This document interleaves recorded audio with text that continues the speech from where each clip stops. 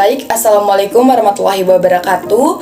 Nama saya Hadijah Darwanti Putri. Saya berasal dari Kota Bima. Jadi di sini saya ingin menceritakan folklore yang berada di daerah saya. Namun sebelum saya menceritakan folklore yang berada di daerah saya ingin memaparkan sedikit tentang folklore berdasarkan dengan pemahaman saya.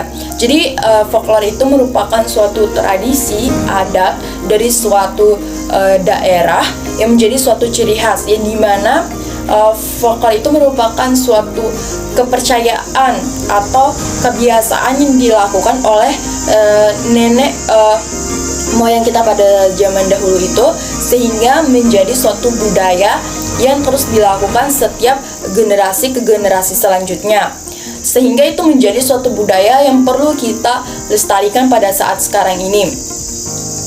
Kemudian folklore itu dibagi menjadi 3. Yang pertama yaitu folklore lisan, kemudian folklore setengah lisan, dan folklore non lisan.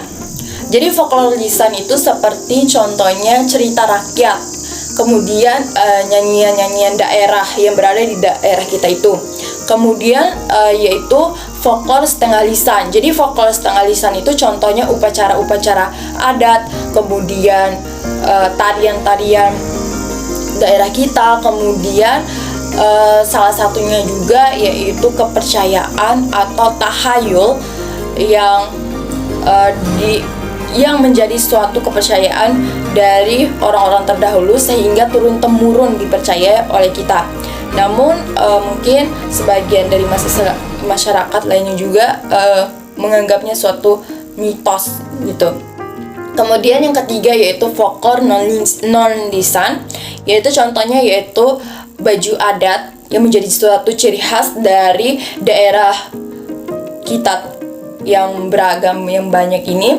Kemudian rumah adat. Nah, yang ingin saya ceritakan di daerah saya itu merupakan rumah adat, namun biasa disebut di Bima itu yaitu rumah lengge.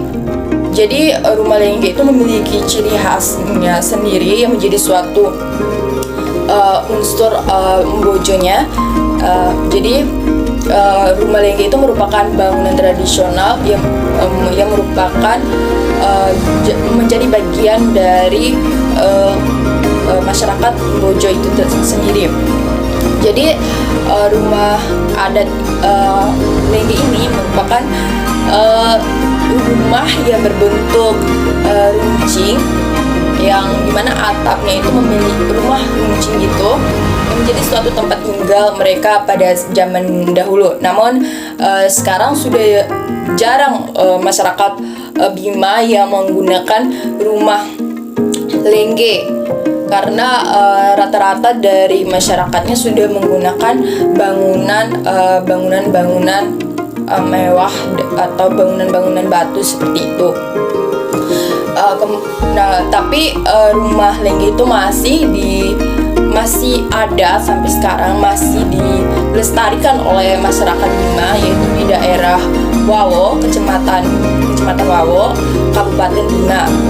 Kalau jarak antara rumah saya dengan rumah lengge Wawo itu seperti kalau jadi patokannya itu Universitas Mataram dengan Sesal, jadi seperti itu jaraknya. Jadi cukup dekat dengan jarak rumah saya dengan Wawa tersebut. Jadi bisa kita kunjungi, tidak susah kita kunjungin gitu.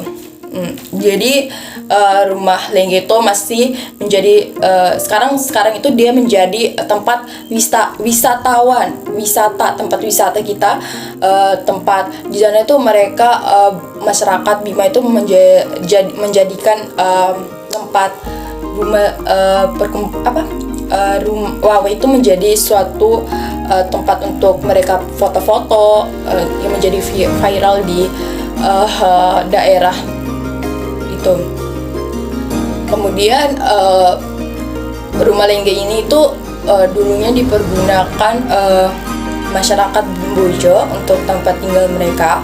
Namun rumah lengge ini itu dia memiliki rumah lainnya, yaitu rumah jompa.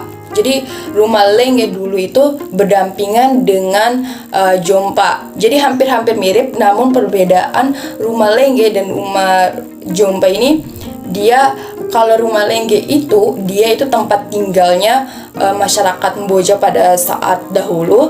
Namun kalau untuk rumah jompa itu sebagai tempat padinya mereka dahulu. Itu karena mereka menganggap jompa itu sangat aman gitu, sangat aman dan tidak ada tikus yang bakalan ada memakan semua padi-padi mereka. Jadi mereka menyimpannya di jompa itu.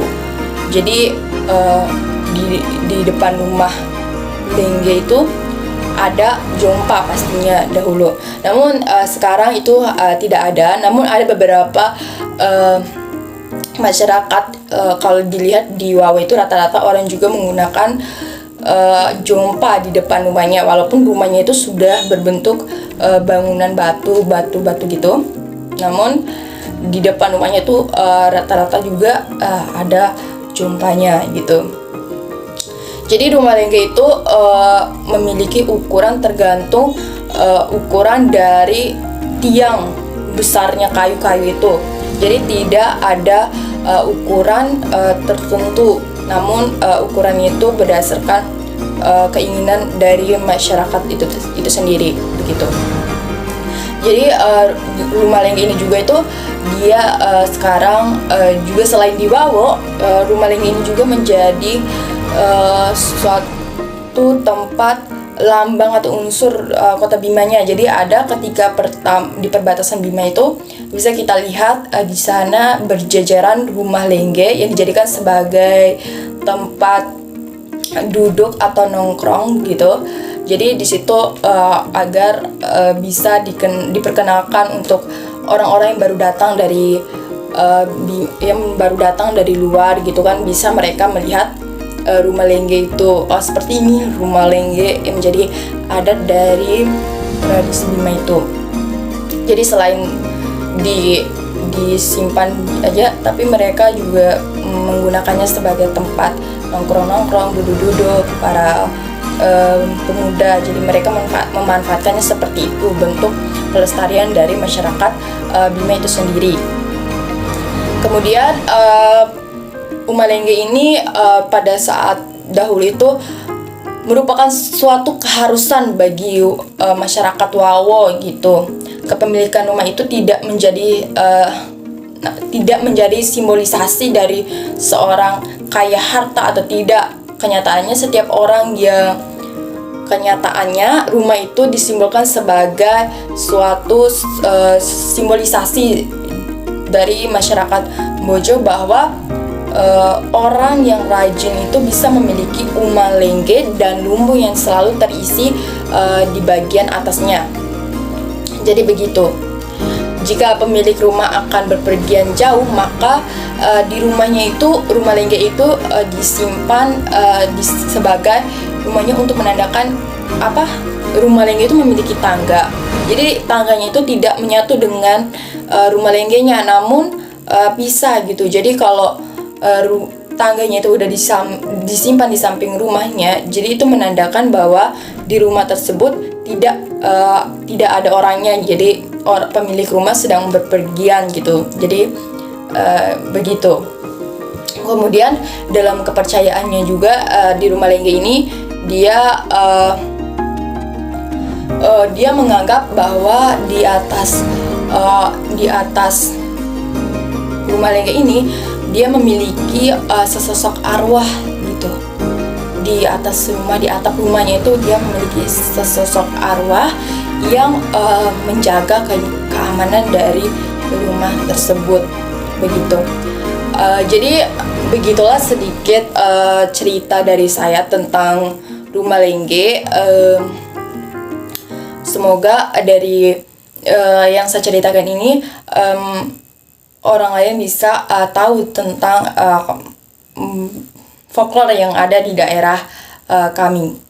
Terima kasih. Wassalamualaikum warahmatullahi wabarakatuh.